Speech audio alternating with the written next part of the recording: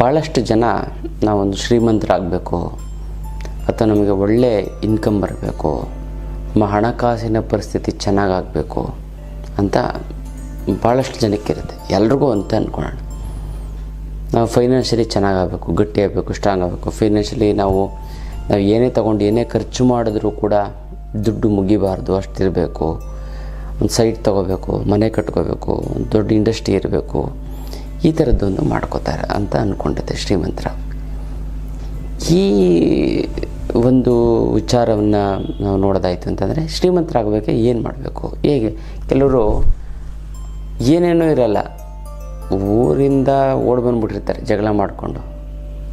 SLC ಫೇಲಾಗಿ ಬಂದಿರ್ತಾರೆ ಅಥವಾ ಊರಿನ ಜಗಳ ಮಾಡ್ಕೊಂಡು ಬಂದುಬಿಟ್ಟಿರ್ತಾರೆ.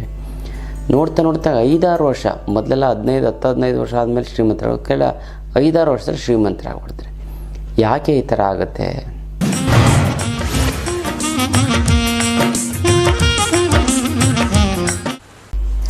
ಜೈ ಭಗವಾನ್. ಎಲ್ಲರಿಗೂ ನಮಸ್ಕಾರ. ಮಹಾದೇವಿ ಚತುರ್ಥ ಮಹಿ ತನ್ನ ಐಶ್ವರ್ಯಲಕ್ಷ್ಮಿ ಪುಚ್ಚತೆಲ್ಲ ನಮಸ್ಕಾರ. ಇವತ್ತಿನ ವಿಶೇಷ ಸಂಚಿಕೆಯಲ್ಲಿ ಅನೇಕ ವಿಚಾರಗಳನ್ನು ನಾವು ತಿಳ್ಕೊಳ್ಳೋಣ. ಮೊದಲನೇದಾಗಿ ಮುದ್ರೆಗಳು. ಯಾವೊಂದು ಮುದ್ರೆ ಮಾಡಿದ್ರೆ ಏನು ಅನುಕೂಲ ಆಗುತ್ತೆ ಅಂತ ನೋಡಿದ್ರೆ, ವರ್ಣ ಮುದ್ರೆ ಅಂದರೆ ಈ ವರ್ಣ ಮುದ್ರೆನ ಮಾಡಿದ್ರೆ ನಾಲಿಗೆ ಭಾಳಷ್ಟು ಜನಕ್ಕೆ ಟೇಸ್ಟ್ ಅನ್ನೋದು ಕಡಿಮೆ ಆಗಿಬಿಡುತ್ತೆ. ಉಪ್ಪು ಇನ್ನೂ ಜಾಸ್ತಿ ಹಾಕು, ಇನ್ನೂ ಜಾಸ್ತಿ, ಮನೆಯವರೆಲ್ಲ ಸರಿ ಅಂತ ಹೇಳ್ತಾರೆ. ಖಾರ ಇನ್ನೂ ಜಾಸ್ತಿ ಆಗಿ ಮನೆಯವ್ರಿಗೆಲ್ಲ ಖಾರ ತುಂಬ ಆಗ್ತಾ ಇರ್ತದೆ. ನಾಲಿಗೆ ಸರಿ ಇಲ್ಲ ಅಂತಂದರೆ ಏನು ತಿಂದರೂ ಕೂಡ ಸಪ್ಪೆ ಆಗ್ತೈತೆ ಅಂದರೆ ನಾಲಿಗೆ ರುಚಿಯೇ ಹೆಚ್ಚಿಸ್ಬೇಕು ಅಂತಂದರೆ ಈ ಒಂದು ಮುದ್ರೆಯನ್ನು ಮಾಡಿ, ವರ್ಣ ಮುದ್ರೆ. ಇನ್ನು ಕೇವಲ 20 ನಿಮಿಷಗಳ ಕಾಲ ಮಾಡಿದ್ರೆ ಸಾಕು, ತುಂಬ ಚೆನ್ನಾಗಾಗುತ್ತೆ, ತುಂಬ ಒಳ್ಳೆಯದಾಗ್ತದೆ. ಯಾವುದು ಅಂತಂದರೆ ನಿಮಗೆ ಪ್ರಾಣ ಮುದ್ರೆ ಅಂತ ಇದು ವರ್ಣ ಮುದ್ರೆ. ಹೆಬ್ಬೆರಳು ಪ್ಲಸ್ ಕಿರುಬೆರಳು, ಮಿಕ್ಕ 3 ಬೆರಳುಗಳು ನೇರವಾಗಿರುವಂತೆ ಎಚ್ಚರ ವಹಿಸಬೇಕು. ಇದನ್ನು ಮಾಡ್ತಂದರೆ ತುಂಬ ಚೆನ್ನಾಗಾಗುತ್ತೆ, ತುಂಬ ಒಳ್ಳೆಯದಾಗ್ತದೆ. ಇದು ವಿಶೇಷವಾದಂಥ ಒಂದು ಮುದ್ರೆಯ ವಿಚಾರ. ಇನ್ನು ನಮ್ಮ ಮನಸ್ಸಿದೆಯಲ್ಲ, ಈ ಮನಸ್ಸು ಅಂದರೆ ಏನು ಮನಸ್ಸು? ಒಂದು ಪ್ರಶ್ನೆ ಕೇಳಿ, ಮನಸ್ಸು ಅಂದರೆ ಏನು? ಎಲ್ಲಿದೆ ಮನಸ್ಸು? ಇಲ್ಲಿದೆಯಾ, ಕೈಯಲ್ಲಿದೆಯಾ, ಕಾಲಲ್ಲಿದೆಯಾ, ತಲೆಯಲ್ಲಿದೆಯಾ? ಎಲ್ಲಿದೆ ಮನಸ್ಸು ಎಲ್ಲಿ ಇದೆ? ಮನಸ್ಸು ತಲೆಯಲ್ಲಿದೆ ಅಂತ ಅಂದರೆ, ಕಾಲು ಮುಟ್ಟಿದ್ರೆ ಯಾರ ಕಾಲು ತೊಡಿತ್ತು ಅಂತ ನಿಮಗೆ ಬೇಜಾರಾಗುತ್ತೆ, ಜಗಳ ಆಡೋಕ್ಕೆ ಹೋಗ್ತೀರಾ. ಮನಸ್ಸು ನೋವಾಗುತ್ತೆ ತಾನೆ, ಅದೇ ಥರ ಅಂದರೆ ಮನಸ್ಸೆಲ್ಲಿದೆ? ಎಲ್ಲ ಕಡೆ ಇದೆ. ಎಲ್ಲೆಲ್ಲಿ ಫೀಲ್ ಆಗುತ್ತೋ, ಯಾರೋ ನಿಮಗೆ ಕಾಲು ಟಚ್ ಮಾಡಿಬಿಡ್ತಾರೆ, ಯಾರು ಕಾಲು ಟಚ್ ಮಾಡಿದ ತಕ್ಷಣ ಏನಾಗುತ್ತೆ, ಹಿಂಗೆ ಅಂದ್ಕೊಬಿಡ್ತೀವಿ. ಅಂದ್ರೆ ಕ್ಷಮಿಸ್ದಂಗೆ ಗೊತ್ತಾಗದೆ ಮಾಡಿಬಿಟ್ಟೆ ಅಂತ. ಅದು ಇದು ಕಾಲು ಟಚ್ ಮಾಡಿಬಿಟ್ಟು ಕೂಡ, ಕಾಲು ಟಚ್ ಮಾಡಿದರೂ ಕೂಡ ಆತ ಸುಮ್ಮನೆ ನಡ್ಕೊಂಡು ಹೋಗ್ತಾಯಿತ್ತು ಅಂತಂದರೆ ಬೈತೀರಾ, ಅಥವಾ ಜಗಳ ಮಾಡ್ತೀರಾ, ಬೈಕೋತೀರಾ, ಏನೊಂದು ಮಾಡ್ತೀರಾ. ಮನ್ಸಿಗೆ ಬೇಜಾರು. ನೋಡು, ಅವ್ನು ಕಾಲು ಟಚ್ ಮಾಡಿ ಒದ್ಬಿಟ್ಟು ಎಷ್ಟು ಅಹಂಕಾರ ಅವನಿಗೆ, ಹಂಗೆ ಹಿಂಗೆ ಅಂತ. ಹೀಗಾಗಿ ಇದು ಏನಾಗುತ್ತೆ ಮನಸ್ಸಿನಲ್ಲಿ ಅಂತಂದರೆ, ಅಂದರೆ ಮನಸ್ಸು ಅಂತಂದರೆ ಏನು ಅಂತಂದರೆ ಭಾವನೆಗಳ ಒಂದು ಗುಚ್ಛ. Mind is a bundle of thoughts. ಅಂದರೆ 100 ಭಾವನೆಗಳ ಒಂದು ವಿಚಾರ, 100 ಭಾವನೆಗಳ ಒಂದು ನೆನಪು. ಥಾಟ್ಸ್ ಅಂತಂದರೆ ಒಂದು ಆಲೋಚನೆ, ಒಂದು ಯೋಚನೆ ಮತ್ತೆಲ್ಲ. Mind is a bundle of thoughts ಅಂತಂದರೆ ಮೈಂಡು ಭಾವನೆಗಳ ಒಂದು ಗುಚ್ಛ. ಈ ಒಂದೇ ಒಂದು ಅಂದರೆ ಮನಸ್ಸು ಮೈಂಡು ಎರಡು ಒಂದೇ. ಮನಸ್ಸು ಅಂತಂದರೆ ಭಾಳಷ್ಟು ಜನ ಮೈಂಡು ಓಡಿಸಿ ಅವನು ಗೆದ್ದುಬಿಟ್ಟ, ಮೈಂಡ್ ಓಡಿಸಿ ಕೆಲಸ ಮಾಡ್ದ ಅಂತ. ಮೈಂಡ್ ಓಡಿಸೋದಲ್ಲ, ಅವನು ಯಾವುದೇ ಕೆಲಸದ ಮೈಂಡ್ ಓಡಿಸೋ ಅವಶ್ಯಕತೆ ಇಲ್ಲ. ಕಾನ್ಸಂಟ್ರೇಟ್ ಮಾಡ್ದ ಅಷ್ಟೇ. ಅವನು ಪ್ಯೂರಾಗಿ ಕಾನ್ಸಂಟ್ರೇಷನ್ ಮಾಡಿದ್ರೆ ಸಾಕು, ನೀವು ಮೈಂಡ್ ಓಡಿಸೋದೇ ಬೇಕಲ್ಲಿ, ಕೆಲಸ ಆಗಿಬಿಡ್ತದೆ.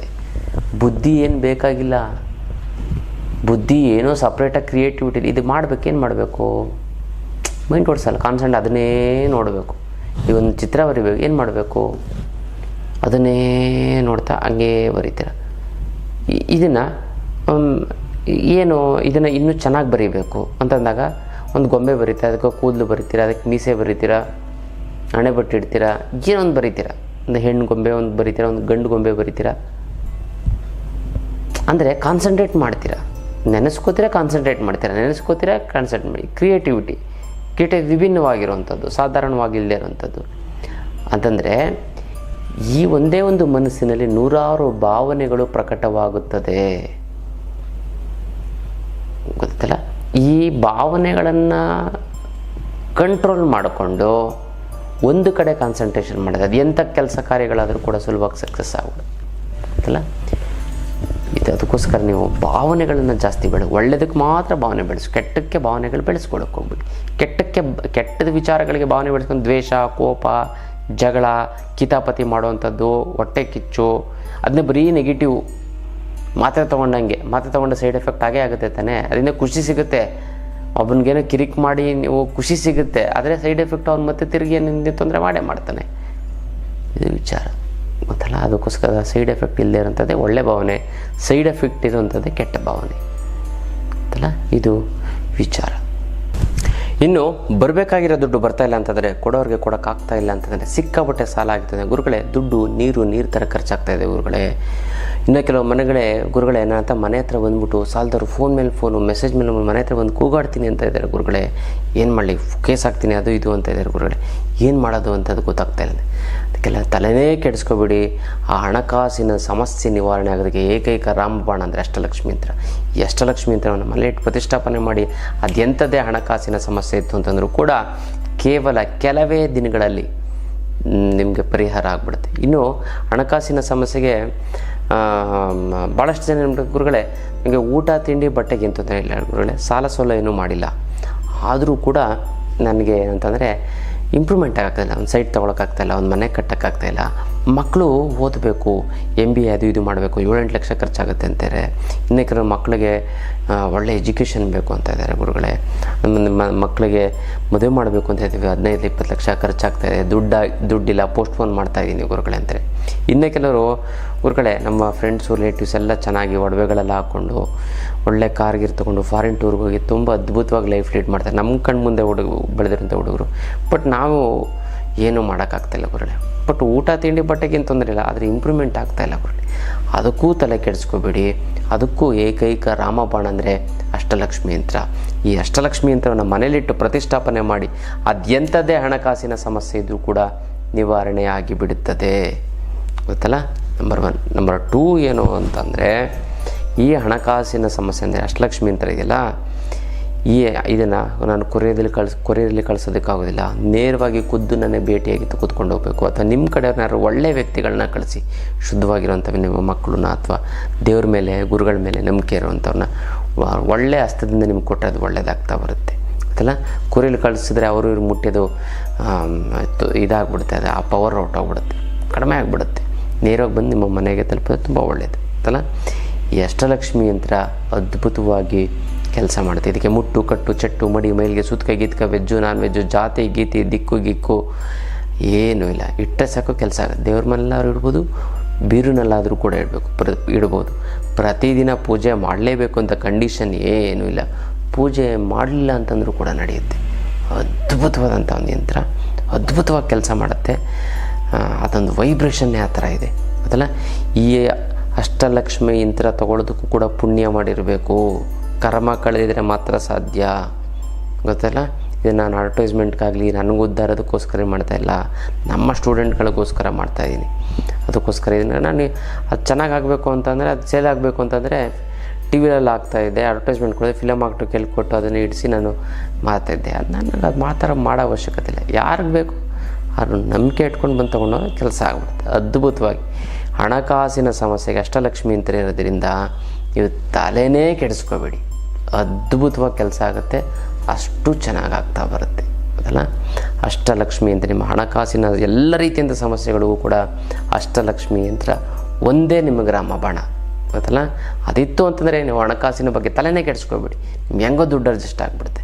ಸಂಕಲ್ಪ ಮಾಡ್ಕೊಳ್ಳಿ, ನಿಮ್ಗೆ ಸಿಗಬೇಕು ಅಂದರೆ 1-10 ಬಾರಿ ಸಂಕಲ್ಪ ಮಾಡ್ಕೊಂಡು ನನಗೆ ಬರಬೇಕು, ಅದು ಹೆಂಗೋ ಬರುತ್ತೆ. ದೂರ ಇದೆ ಅಂತ ಹೋಗೋಕ್ಕಾಗಲ್ಲ, ಬರೋಕ್ಕಾಗಲ್ಲ, ನಂಗೆ ಚಾರ್ಜ್ ಇಲ್ಲ ಹೋಗೋಕ್ಕೆ, ಅದೆಲ್ಲ ಏನು ತಲೆಗೆ ನಿಮ್ಗೆ ತಗೋಬೇಕು ಅಂತ ಸಂಕಲ್ಪ ಮಾಡಿ ನಮ್ಮ ಮನೆಗೆ ಬರಬೇಕು ಅಂತ ಅಷ್ಟಲಕ್ಷ್ಮಿ ಯಂತ್ರ ದೇವ್ರ ಮನೆ ಅಥವಾ ಬೀರಿನೆಲ್ಲ ಇರಬೇಕು ಅಂತ ನೀವು 10 ಸರಿ ಆ ಜಾಗನ ನೋಡಿ ಸಂಕಲ್ಪ ಮಾಡಿ, ಅದು ಹೆಂಗೋ ನಿಮಗೆ ಬರುತ್ತೆ ಅಲ್ಲ. ಅಷ್ಟು ಪವರ್ಫುಲ್ ಇದೆ ಈ ಒಂದು ಅಷ್ಟಲಕ್ಷ್ಮಿ ಯಂತ್ರ. ಈ ಅಷ್ಟಲಕ್ಷ್ಮಿ ಅಂತ ಮನೆಯಲ್ಲಿ ಪೂಜೆ ಮಾಡಿ ಅದೆಂಥದ್ದೇ ಸಮಸ್ಯೆ ತೂಕೊಂಡು ಕೂಡ ನಿವಾರಣೆ ಆಗಿಬಿಡುತ್ತದೆ. ಇದು ವಿಶೇಷವಾದಂಥ ಒಂದು ಅಷ್ಟಲಕ್ಷ್ಮಿ ಅಂತದ ವಿಚಾರ. ಇನ್ನು ಭಾಳಷ್ಟು ಜನ ನಾವೊಂದು ಶ್ರೀಮಂತರಾಗಬೇಕು ಅಥವಾ ನಮಗೆ ಒಳ್ಳೆ ಇನ್ಕಮ್ ಬರಬೇಕು, ನಮ್ಮ ಹಣಕಾಸಿನ ಪರಿಸ್ಥಿತಿ ಚೆನ್ನಾಗಾಗಬೇಕು ಅಂತ ಭಾಳಷ್ಟು ಜನಕ್ಕಿರುತ್ತೆ. ಎಲ್ರಿಗೂ ಅಂತ ಅಂದ್ಕೊಳ್ಳೋಣ. ನಾವು ಫೈನಾನ್ಷಿಯಲಿ ಚೆನ್ನಾಗಾಗಬೇಕು, ಗಟ್ಟಿಯಾಗಬೇಕು, ಸ್ಟ್ರಾಂಗ್ ಆಗಬೇಕು. ಫೈನಾನ್ಷಿಯಲಿ ನಾವು ಏನೇ ತೊಗೊಂಡು ಏನೇ ಖರ್ಚು ಮಾಡಿದ್ರೂ ಕೂಡ ದುಡ್ಡು ಮುಗಿಬಾರ್ದು, ಅಷ್ಟಿರಬೇಕು. ಒಂದು ಸೈಟ್ ತೊಗೋಬೇಕು, ಮನೆ ಕಟ್ಕೋಬೇಕು, ಒಂದು ದೊಡ್ಡ ಇಂಡಸ್ಟ್ರಿ ಇರಬೇಕು, ಈ ಥರದ್ದೊಂದು ಮಾಡ್ಕೋತಾರೆ ಅಂತ ಅಂದ್ಕೊಂಡಿದ್ದೆ ಶ್ರೀಮಂತರ. ಈ ಒಂದು ವಿಚಾರವನ್ನು ನಾವು ನೋಡೋದಾಯಿತು ಅಂತಂದರೆ, ಶ್ರೀಮಂತರಾಗಬೇಕು ಏನು ಮಾಡಬೇಕು, ಹೇಗೆ? ಕೆಲವರು ಏನೇನೂ ಇರಲ್ಲ, ಊರಿಂದ ಓಡಿ ಬಂದುಬಿಟ್ಟಿರ್ತಾರೆ ಜಗಳ ಮಾಡಿಕೊಂಡು. SLC ಫೇಲಾಗಿ ಬಂದಿರ್ತಾರೆ ಅಥವಾ ಊರಿಂದ ಜಗಳ ಮಾಡ್ಕೊಂಡು ಬಂದುಬಿಟ್ಟಿರ್ತಾರೆ. ನೋಡ್ತಾ 5-6 ವರ್ಷ, ಮೊದಲೆಲ್ಲ 15 ವರ್ಷ ಆದಮೇಲೆ ಶ್ರೀಮಂತರಾಗೋದು, ಕೆಲ 5-6 ವರ್ಷದಲ್ಲಿ ಶ್ರೀಮಂತರಾಗ್ಬಿಡ್ತಾರೆ. ಯಾಕೆ ಈ ಥರ ಆಗುತ್ತೆ? ಬೇರೆಯವ್ರಿಗೆ ಏನಕ್ಕಾಗಲ್ಲ ಅಂತಂದರೆ, ಅವರೊಂದು ಮೂಲಾಧಾರ ಚಕ್ರ, ನಮ್ಮ ದೇಹದಲ್ಲಿ ಸಪ್ತಚಕ್ರಗಳು ಅಂತ ಇರ್ತವೆ. ಅಂದರೆ ಮೂಲಾಧಾರ, ಸ್ವಾಧಿಷ್ಠಾನ, ಮಣಿಪೂರಕ, ಅನಾಹತ, ವಿಶುದ್ಧಿ, ಆಜ್ಞ, ಸಹಸ್ರಾರ ಅಂತ. ಈ ದುಡ್ಡಿಗೆ ಸಂಬಂಧಪಟ್ಟಂಥ ಚಕ್ರ ಯಾವುದು ಅಂತಂದರೆ ಮೂಲಾಧಾರ ಚಕ್ರ. ಅದು ಚೆನ್ನಾಗಿ ಆಕ್ಟಿವೇಶನ್ ಆಗಿಬಿಡುತ್ತೆ. ಈ ಒಂದು ಆಕ್ಟಿವೇಶನ್ ಚೆನ್ನಾಗಿ, ಆ ಚಕ್ರ ಚೆನ್ನಾಗಿ ತಿರುಗಿದಾಗ ಹಣಕಾಸಿನ ಸಮಸ್ಯೆ ಬಗೆಹರಿದಲ್ಲಿ ಹೆಚ್ಚು ದುಡ್ಡು ಬರ್ತಾನೆ ಇರುತ್ತೆ. ದುಡ್ಡು ಖಾಲಿನೇ ಆಗಲ್ಲ. ಹೆಂಗೋ ದುಡ್ಡು ಸಂಪಾದನೆ ಮಾಡಿದೆ, ಹೇಗೋ ದುಡ್ಡು ಬಂದ್ಬಿಡುತ್ತೆ. ಬೇರೆಯವ್ರ ಅಂಗಡಿ ಇಟ್ಕೊಂಡ್ರೆ ಬರೀ ಲಾಸ್ ಆಗಿ ಹೊಟ್ಟೋಗ್ಬಿಡ್ತಾರೆ. ಇವ್ರ ಅಂಗಡಿ ಇಟ್ಕೊಂಡ್ರೆ ಸಿಕ್ಕಾಪಟ್ಟೆ ಪ್ರಾಫಿಟಾಗಿ 10 ಅಂಗಡಿ ಇಟ್ಬಿಡ್ತಾರೆ. ಸೊ ಹಾಗಾಗಿ ಇದೊಂದು ವಿಚಾರ. ಅದಕ್ಕೆ ಏನು ಮಾಡಬೇಕು ಅಂತ ನಾವು ನೋಡೋದಾಯಿತು ಅಂತಂದರೆ, ಯಾವುದೇ ಒಂದು ಆಗಬೇಕು, ಜಾಗೃತಿ ಆಗಬೇಕು ಅಂದರೆ, ಶ್ರೀಮಂತರಾಗಬೇಕು ಅಂತ ಯಾವ್ಯಾವ ವ್ಯಕ್ತಿ ಆಗಲಿ ಮೂಲಾಧಾರ ಚಕ್ರ ಸ್ಟ್ರಾಂಗ್ ಆಗಬೇಕು. ಆ ಮೂಲಾಧಾರ ಚಕ್ರ ಸ್ಟ್ರಾಂಗ್ ಆಗಬೇಕು ಅಂತಂದರೆ ಏನು ಮಾಡಬೇಕು ಅಂತಂದರೆ, ಈ ಒಂದು ವಸ್ತು, ನಾನು ತೋರಿಸಿದಂಥ ಒಂದು ವಸ್ತುವನ್ನು ನೀವು ಅದರ ಮೇಲೆ ಕುಳಿತುಕೊಳ್ಳಬೇಕು. ಯಾವ ವಸ್ತು ಅಂತಂದರೆ ರೆಡ್ ಕ್ಲಾತ್, ಅಂತಂದರೆ ರೆಡ್ ವೆಲ್ವೆಟ್ ಕ್ಲಾತ್. ಈ ಒಂದು ವಸ್ತುವಿನ ಒಂದು ಮೇಲೆ ನೀವು ಕೂತ್ಕೋತು ಅಂತಂದರೆ, ನೋಡಿ, ಇದನ್ನು ಹಿಂದಿನ ಕಾಲದಲ್ಲಿ ಏನು ಮಾಡ್ತಾಯಿದ್ವಿ ಅಂತಂದರೆ, ರಾಜ ಮಹಾರಾಜರು ಈ ಒಂದು ರೆಡ್ ಕ್ಲಾತ್ ಮೇಲೆ ಇದು ಕೆಂಪು ಬಟ್ಟೆ ಅಲ್ಲ, ಇದು ಹಳದಿ ಮಿಶ್ರಿತ, ಒಂದು 15% ಎಲ್ಲೋ ಮಿಕ್ಸ್ ಆಗಿದೆ, ಮತ್ತು ಇನ್ನು ಮಿಕ್ಕಿದೆಲ್ಲ ರೆಡ್ ಇದೆ. ಇದು ಫಸ್ಟ್ ಕ್ವಾಲಿಟಿ ಕ್ಲಾತ್. ಇದು ನೀವು ಎಲ್ಲಿ ನೋಡ್ತೀರಾ ಅಂತಂದರೆ, ಈ ದೇವರ ವಿಗ್ರಹ ಮಾಡ್ತಾರಲ್ಲ, ಮತ್ತು ದೇವರ ಸಿಂಹಾಸನ ಮಾಡ್ತಾರೆ ಅಥವಾ ಸಿಂಹಾಸನ ಮಾಡೋವಂಥವ್ರು, ಅಂಥವರು ಇದರಲ್ಲಿ ನೋಡ್ತೀರ. ಮತ್ತು ನೀವು ಒಡವೆ ಅಂಗಡಿಗೆ ಹೋಯ್ತು ಅಂತಂದರೆ ಫಸ್ಟು ಈ ಥರ ರೆಡ್ ಕ್ಲಾತ್ ಮೇಲೆ ಹಾಸ್ಬಿಟ್ಟು ಚಿನ್ನ ಎಲ್ಲ ಇಟ್ಟು ತೋರಿಸ್ತಾರೆ. ಯಾಕಂದರೆ ಅಟ್ರಾಕ್ಷನ್, ಇದು ಜನಾಕರ್ಷಣೆ ಮಾಡುತ್ತೆ, ಧನಾಕರ್ಷಣೆ ಮಾಡುತ್ತೆ. ಪ್ರತಿನಿತ್ಯ 1 ಗಂಟೆಗಳ ಕಾಲ ಇದ್ರ ಮೇಲೆ ಕೂತ್ಕೊಳ್ಳಿ. ಅಂದರೆ ಟಿ ವಿ ನೋಡ್ತಾ ದೇವ್ರ ಮನೆಯೊಂದು ಇಟ್ಬಿಡಿ, ರೂಮಲ್ಲಿ ಇಟ್ಬಿಡಿ, ಹಾಲೊಂದು ಇಟ್ಬಿಡಿ. ನಮ್ಮ ಹತ್ರ ಸಿಗುತ್ತೆ. ಇದನ್ನು ಶಿಬಿರಕ್ಕೆ ಬಂದವ್ರಿಗೆ ಇದನ್ನು ಪರ್ಚೇಸ್ ಮಾಡ್ಬೋದು, ನೀವು ಕೊಂಡ್ಕೊಳ್ಬೋದು ಗೊತ್ತಲ್ಲ. ಹಾಗಾಗಿ ನೀವೇನು ಅಂತಂದರೆ, ಈ ಒಂದು ರೆಡ್ ಕ್ಲಾತ್ ಮೇಲೆ ಕೂತ್ಕೋತು ಅಂತಂದರೆ ಸುಮ್ಮನೆ ಆಚೆ ಸೋಫಾ ಮೇಲೆ ಇಟ್ಬಿಡಿ ಸಾಕು. ಆದಮೇಲೆ ಕೂತ್ಕೊಳ್ಳಿ ಅಷ್ಟೇ. ಪೂಜೆ ಮಾಡ್ಬೇಕಾದ್ರೆ ಕೂತ್ಕೊಳ್ಳಿ, ಅಥವಾ ಕಾರಲ್ಲಿ ಒಂದು ಇಟ್ಬಿಡಿ, ಕಟ್ ಮಾಡಿ ಇಟ್ಬಿಡ್ತು ಅಂತಂದರೆ ನೋಡಿ, ಕೆಲವೇ ದಿನಗಳಲ್ಲಿ ಹಣಕಾಸಿನ ಸಮಸ್ಯೆ ಬರ್ತದೆ. ಇನ್ನೂ ಜಾಸ್ತಿ ದಿನ ಕೂತ್ಕೋದು ಮೂಲಾಧಾರ ಚಕ್ರ ಆಕ್ಟಿವೇಶನ್ ಆಗಿ ಹಣಕಾಸಿನ ಸಮಸ್ಯೆ ನೀವು ಹೆಚ್ಚು ಒಂದು ಶ್ರೀಮಂತರಾಗುವಂಥ ಒಂದು ಯೋಗ ನಿಮಗೆ ಬರುತ್ತೆ ಅಲ್ಲ. ಹಾಗಾಗಿ ಮಿಸ್ ಮಾಡದೆ ಈ ಒಂದು ರೆಡ್ ಕ್ಲಾತ್ ಮೇಲೆ ಕೂತ್ಕೊಳ್ಳಿ, ತುಂಬ ಚೆನ್ನಾಗಾಗುತ್ತೆ, ತುಂಬ ಒಳ್ಳೆಯದಾಗುತ್ತೆ. ಇದರಲ್ಲಿ 3 quality, first quality, second quality, third quality ಅಂತ ಬರುತ್ತೆ. ಫಸ್ಟ್ ಕ್ವಾಲಿಟಿ ವೆಲ್ವೆಟ್ ಕ್ಲಾತ್ ಮೇಲೆ ನೀವು ಕೂತ್ಕೊಳ್ಳಿ. ಎಲ್ಲೂ ಇಲ್ಲ ಅಂತ ನಮ್ಮ ಹತ್ರ ಸಿಗುತ್ತೆ, ನೀವು ಬಂದು ಕೊಂಡ್ಕೊಳ್ಳಬಹುದು ಗೊತ್ತಲ್ಲ. ಇದು ನಮ್ಮ ಸ್ಟೂಡೆಂಟ್ಸಿಗೆ ಮಾತ್ರ ನಾನು ಕೊಡೋವಂಥದ್ದು, ಬೇರೆಯವ್ರಿಗೆ ಯಾರಿಗೂ ಕೊಡೋದಿಲ್ಲ. ಯಾಕಂದರೆ ಬೇರೆಯವರು ಇವಾಗ ನೀವು ನೋಡಿರ್ತಾರೆ ನಮ್ಮ ಪ್ರೋಗ್ರಾಮು, ನಮ್ಮ ಗುರುಗಳ ಮೇಲೆ ಅಭಿಮಾನ ಇಟ್ಕೊಂಡಿರ್ತೀರ, ಗುರುವನ್ನು ಒಂದು ಆಹ್ವಾನ ಮಾಡ್ಕೊಂಡಿರ್ತೀರ, ಅಂಥವ್ರು ಬಂದು ಕೇಳಿದ್ರೆ ಕೊಡ್ತೀನಿ. ಬೇರೆ 3ನೇ ವ್ಯಕ್ತಿಗಳು ಬಂತು, ನೀವು ಯಾರಿಗೂ ಹೇಳ್ತೀರ, ಅವರು ನನ್ನ ಪ್ರೋಗ್ರಾಮ್ ನೋಡಿರಲ್ಲ, ಏನು ನೋಡಿಲ್ಲ, ಅವ್ರು ಬಂತು ಅಂತಂದರೆ ನಾನು ಕೊಡೋದಿಲ್ಲ. ನನ್ನ ವಿದ್ಯಾರ್ಥಿಗಳು, ನಮ್ಮ ಸ್ಟೂಡೆಂಟ್ಸ್ಗಳು ಸಕ್ಸಸ್ ಆದರೆ ಸಾಕು, ಬೇಕಾದಷ್ಟು ಆಗೋಯ್ತು ಅಂತಲ್ಲ. ಹಾಗಾಗಿ ಇದು ವಿಚಾರ. ಇನ್ನು ಹಣಕಾಸಿನ ಸಮಸ್ಯೆಯನ್ನು ಅಷ್ಟಲಕ್ಷ್ಮಿ ಯಂತ್ರವನ್ನು ಇಟ್ಟು ಪ್ರತಿಷ್ಠಾಪನೆ ಮಾಡಿ ಬಗೆಹರಿಸ್ಕೊಬಿಡ್ತೀವಿ. ಆದರೆ ಜೀವನದ ಸಮಸ್ಯೆಗೆ ತಲೆನೇ ಕೆಡಿಸ್ಕೋಬೇಡಿ. ಅದ್ಭುತವಾದಂಥ ಒಂದು ಶಿಬಿರ, ಆ 2 ದಿನದ ಶಿಬಿರ ಅಟೆಂಡ್ ಮಾಡಿ ಯಾವುದೇ ರೀತಿಯ ಗಂಡ ಹೆಂಡತಿ ಸಮಸ್ಯೆ ಆಗಿರ್ಬೋದು, ಹಣಕಾಸಿನ ಸಮಸ್ಯೆ ಆಗಿರ್ಬೋದು, ನೀವು ಏನೋ ಒಂದು ಅಂದ್ಕೊಂಡಿರ್ತಾರೆ ಇಷ್ಟು ವರ್ಷ ಆದರೂ ಬಗೆಹರಿಸಿಲ್ಲ, ಅದನ್ನು ಬಗೆಹರಿದು ಹೋಗ್ಬಿಡುತ್ತೆ. ಮತ್ತು ದೂರದಲ್ಲಿ ಯಾರೋ ಜನವಶೀಕರಣ ಆಗುತ್ತೆ, ಧನವಶೀಕರಣ. ನೀವು ಒಳ್ಳೆ ವ್ಯಾಪಾರ ಮಾಡಿದ್ರೆ ಒಳ್ಳೆ ವ್ಯಾಪಾರ ಆಗಬೇಕು, ಧನವಶೀಕರಣ ಆಗಬೇಕು. ಮನೇಲಿ ಎಷ್ಟೆಲ್ಲ ಕಷ್ಟಪಟ್ಟು ದುಡ್ಡೇ ಬರಲ್ಲ. ಅದಕ್ಕೋಸ್ಕರ ಅದ್ಭುತವಾದಂಥ ಒಂದು ಇದು ಅಂತಂದರೆ ಕುಂಡಲಿನಿ ಜಾಗೃತಿ ಯೋಗ. ಅದೆಲ್ಲ ಕುಂಡಲಿ ಜಾಗೃತಿ ಯೋಗ, ಅದು ಯಂತ್ರ ಮಂತ್ರ ತಂತ್ರ ಯೋಗದ ಶಿಬಿರವನ್ನು ನಿಮಗೆ ಹೇಳ್ಕೊಡ್ತಾ ಇದ್ದೀನಿ. ಅದೆಲ್ಲ ಈ ಒಂದು ಶಿಬಿರವನ್ನು ನೀವು ಅಟೆಂಡ್ ಮಾಡ್ತು ಅಂತಂದರೆ ಅದ್ಭುತವಾದಂಥ ಯಾವುದೇ ರೀತಿ ದೇಹದಲ್ಲಿ ಯಾವುದೇ ರೀತಿಯಿಂದ ಪೇಯ್ನ್ಗಳಿತ್ತು ಅಂತ ಹೊರಟೋಗ್ಬಿಡುತ್ತೆ. ಮಾತ್ರೆ ತೊಗೊಂಡ್ರೆ 2 ಅವರ್ ಬೇಕು, ಅಥವಾ ಇಂಜೆಕ್ಷನ್ ತೊಗೊಂಡ್ರೆ 10 ನಿಮಿಷ ಬೇಕು. ಆದರೆ ಕೇವಲ 30 ರಿಂದ 50 ಸೆಕೆಂಡ್ ಅಥವಾ 1 ನಿಮಿಷ, 2 ನಿಮಿಷದಲ್ಲಿ ನಿಮ್ಮ ನೋವನ್ನು ನೀವೇ ಗುಣ ಮಾಡ್ಕೊಳ್ಳೋ ಹಾಗೆ ನಾನು ಮಾಡ್ತೀನಿ. ಗೊತ್ತಲ್ಲ, ಇದನ್ನು ಎಷ್ಟೊಂದು ಜನಕ್ಕೆ ವಿಚಾರ ಗೊತ್ತಾಯಿತು ಅಂತಂದರೆ ನಾಳೆ ದಿನವೇ 1000 ಜನ ಮುಂದೆ ನಿಂತ್ಕೊಳ್ಳೋದು ಬೇಡ. ನಮ್ಮ ಸ್ಟೂಡೆಂಟ್ಸ್ ಮಾತ್ರ ಮಾಡಿ. ತುಂಬ ಜನ ಬಂತು ಅಂದರೆ ಮೇಂಟೈನ್ ಮಾಡೋಕ್ಕಾಗಲ್ಲ.